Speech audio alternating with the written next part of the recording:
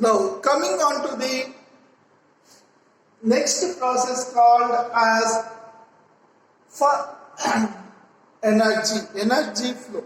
So the energy will be flowing from one system to the other system, and sun is already we have discussed that sun is the ultimate source of energy.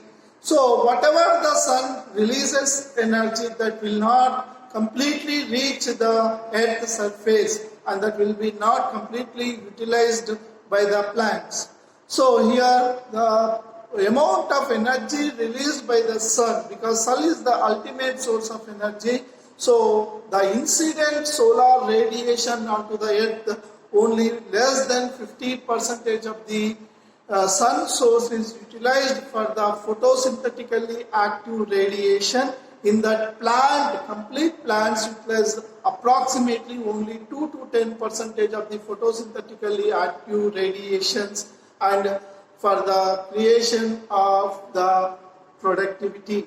So generally here we need to discuss about the two laws of thermodynamics. When you think about the two laws of the thermodynamics, the first law of thermodynamics states that is a unidirectional flow of energy. That is, energy will be flowed from the system, that is from the sun to the earth surface. The plants take that and plant utilizes that. Now when the plant utilizes this energy, that will be flowed from the plant to the herbivorous animals in a food chain, and from the herbivorous animals to the carnivorous, that is primary carnivores, then followed by the secondary carnivores, if tertiary carnivores are present, then the tertiary carnivores. So here the flow of energy in the system is unidirectional. The first law of thermodynamics states that unidirectional flow of energy in the world. And the second law of thermodynamics states that constant supply of energy is required by the system to keep the process in a regular pathway. Okay, now the sun has received, the plants have received energy. It has converted them into photosynthesis. Now, once again, the next complete day, it will be continuously releasing, getting the energy that will be utilized by the animals after the photosynthesis. So here there is a constant supply of energy is required to reduce the system, and generally in the ecosystem when we see that in the terrestrial ecosystem, the first utilizers of this for creating the productivity is herbs and woody plants, and coming on to the aquatic ecosystem, this will be utilized by the phytoplanktons, algae, and some other marshy plants are utilizing these sources. So when you talk about a food chain is a composition of different animals and plants interdepending on each other, and the food chain is of two types. When that is starting with the grazing food chain means herbivorous animals, that type of food chain is called as GFC or grazing food chain. And if that starts with the detrivorous animals, that type of food chain is called as DFC or detrivorous food chain. In the GFC, primary consumer is the carnivore, that is the goat or any type of herbivorous animal.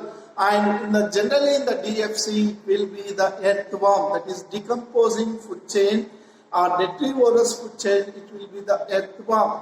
So sometimes in the case of the DFC can also be combined with the GFC, that is grazing food chain, because of the omnivorous animals like cockroaches, human beings, as well as you can also see the other types of crows also, which are omnisparrows and other animals.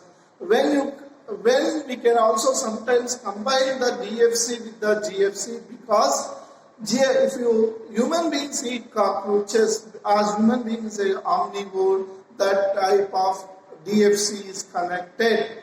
And generally here we need to understand a term called as standing crop. So the amount of living biomass present in a particular area is called as standing crop. That is, the amount of living material present in a particular period of time in a particular area is called as standing crop. So here we need to again understand one more important term called as standing state. That is, the amount of nutrient materials, that is decomposed materials which are specifically nutrients present in a soil is called as the standing state. Now when you come to the energy flow, energy, as already we have discussed, that energy flow takes place from the system, from the sun, and in the case of deep seas it is the hydrothermal energy. So generally biomass, which is considered as the dry weight, it is the more accurate form, and only generally in the energy flow system 1% of the solar energy is in plants, and later 10%, means at the first level only 1% of the energy is solar energy is utilized by the plant, but when you take the later stages 10% rule or 10% law is applicable. That is, from one level to the next level, the amount of energy moved from the one level to the other level is in the 10%, means so 90% is wasted, only 9% or 10% is utilized. And generally tropical level, also in a complete food chain, if you take food chain consists of certain tropical levels which are generally the functional, the tropical level says about the functional levels, not the species level, because a given species may occupy more than one tropical level in the same ecosystem at the same time. Like when you take the snake. So if snake, you can take the insects are eaten by the snakes. Insects are also eaten by the hawk. So here snake and the eagle is occupying the same level. In spite they can be at different levels. So it only says the prey-predator relationship, but not the tropical level relationship. So it is not at the species level, it is only at the functional level. So now so a group of food chains, like some group grazing food chains or some, and a number of grazing food chains can be occupying the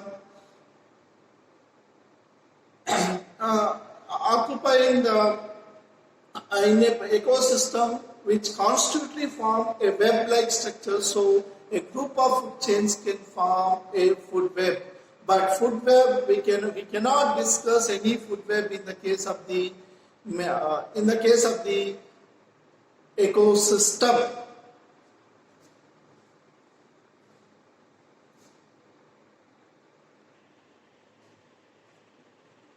Charles Elton, based on the different levels of the food chains, pyramids are constructed by the Charles Elton. So these pyramids are also called as food pyramids or Charles Elton pyramids, are also called as the Eltonan pyramids.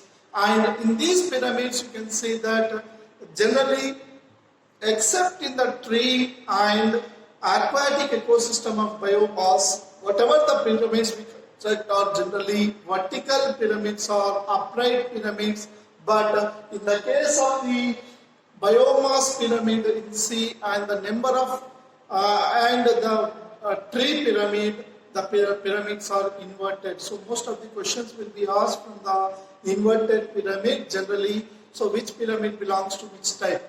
So we have 6 types of pyramids: pyramid of numbers, pyramid of biomass, pyramid of energy flow. So only pyramid with the upright position in any cases is the energy pyramid, and pyramid of numbers only in the case of tree pyramid is a inverted pyramid, and pyramid of biomass in the case of the sea is a inverted pyramid. Rest of the pyramids of numbers, pyramid of biomass and pyramid of energy is always an upright pyramid. So when you take a tree pyramid, when you take the tree pyramid, big tree, it is only 1. So the numbers here is 1, but the number of insects living on that is more, and the number of organisms. So here at the base it will be narrow, and the coming onto the insects it is increased. For that reason it is called as an inverted pyramid. And in the case of the biomass, every time the whale is having more biomass compared to the algae level, so it is always an inverted pyramid. And there are certain limitations to the pyramids. So the major limitations of the pyramids are food webs is not discussed, saprophytes or decomposers are kept in which level of the pyramid is not discussed. Same species can actually belong to more than one tropical level is also not completely explained. And now coming on to the moving to the topic succession. Succession means getting adopted as well as successed by the previous one. So here in the ecological succession, generally the gradual predictable change in the organism level of a organism in the ecology is called as an ecological succession. Generally it is a predictable change and leads to the climax or equilibrium community, where the individual transitional community, that is serial stage or serial communities, will be entire sequence of changing communities is called as a series. Is called as a series. The ecological successions are of two types: primary ecological succession, secondary ecological succession. Primary succession means at the base when it is not produced at all, and secondary ecological successions generally which are already existed but we lost because of. So the examples of primary successions are bare rocks, where generally most important question called as lichens. Lichens are the pioneers in. So here only we come across the term called as pioneer species. Pioneer species means important species are the first species which to come onto that particular and make the succession. That is the life possible on that. Generally volcanoes and bare rocks are the newly formed water bodies. And coming on to the secondary succession, when you talk about the secondary succession, already leftover farmlands or the places, leftover buildings where the second level of organisms have started inhibiting over there or surviving over there is called as the secondary succession. When you come to the primary succession is a slow process. When you come to the secondary succession is a very fast process comparatively. Here, the organism from the basic level has to be developed in the primary succession. Coming on to the secondary succession, the organism once existed but perished because of natural calamities or other reasons, and the growth of the life is comparatively more faster than the previous primary succession.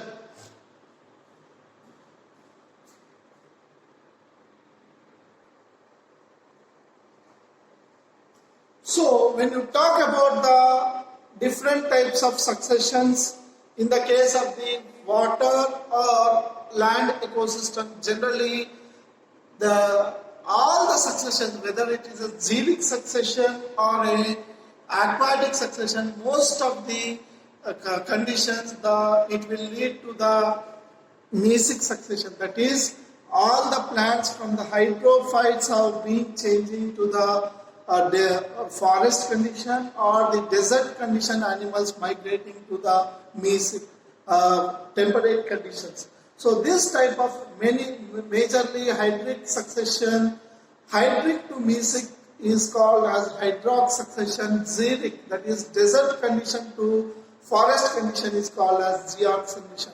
So these successions, generally when you talk about the seedal stages are all the reversible because of the natural or man-made disturbances, and most of the cases in the natural, it may take much time for the successions to occur, and because of based on the climatic conditions and the other initial conditions, so the water animals trying to succeed in the forest condition because of more favorable conditions, and xeric successions are also leading to the mesic successions, which is generally because of the high differential environmental conditions.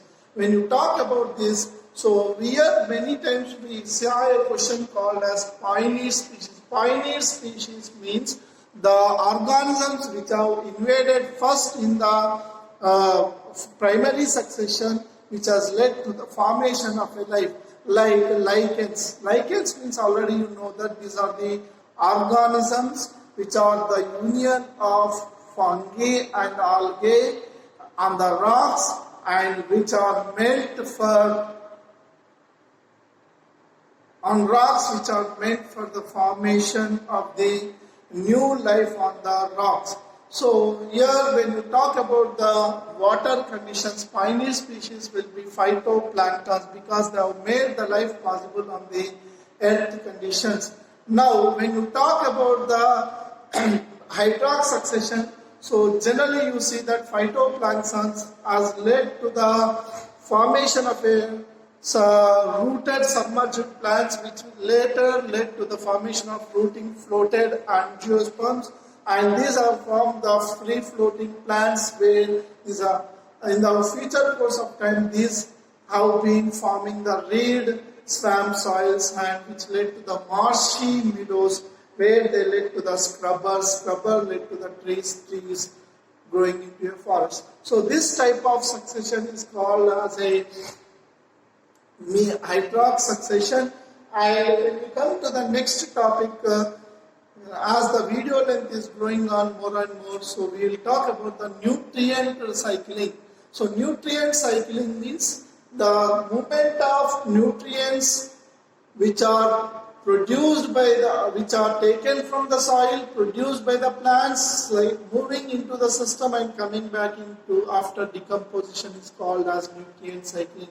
So generally nutrients are never lost and they will be always recycled. As you know that every time matter changes from one form to other form, but matter never destroys.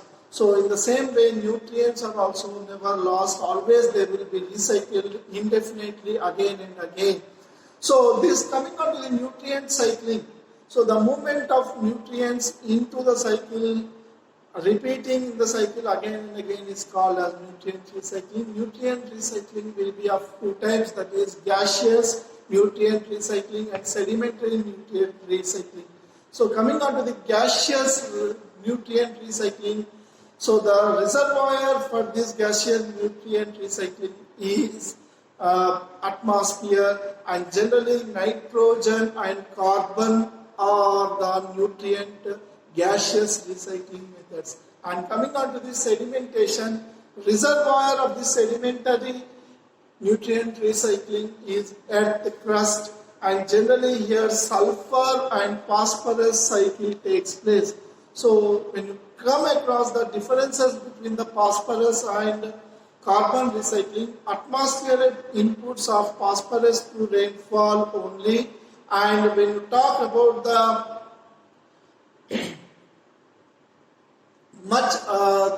composition of phosphorus is much smaller than the carbon inputs, and gaseous exchange of phosphorus between the organisms and environmental is almost negligible. But when you come on to the carbon, so the carbon input is more, and already we know that the carbon presence of carbon in the body is approximately 49% of the dry weight of an organism, and it is approximately 71% is present in the dissolved state, that is in the carbon. And you know that generally phosphorus shows high absorption fixation in a strongly acidic or alkaline medium, and reservoir that regulates the carbon in the atmosphere is the ocean. And you know that approximately 4 into 10 to the power of 13 kgs of carbon is fixed by the biosphere through photosynthesis, is the which of the most important factor that we have learnt in the nutrient recycling already.